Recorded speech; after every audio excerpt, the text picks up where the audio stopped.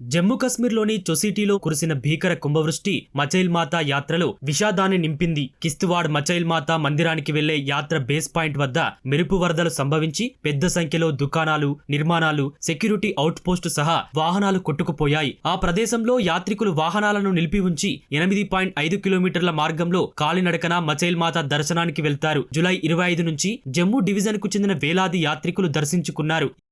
ఒక్కసారి కురిసిన కుంభవృష్టికి పోటెత్తిన వరదల బారిన పడి చాలా మంది యాత్రికులు ప్రాణాలు కోల్పోయినట్లు అధికారులు తెలిపారు. ఈ వరదల్లో అనేక మంది గల్లంతయ్యారని, మృతుల సంఖ్య మరింత పెరిగే అవకాశముందని చెప్పారు. మచైల్ మాతా యాత్ర సెప్టెంబర్ 5 వరకు కొనసాగాల్సి ఉండగా ఇటు విపత్తును దృష్టిలో పెట్టుకుని ప్రస్తుతానికి నిలిపివేశారు.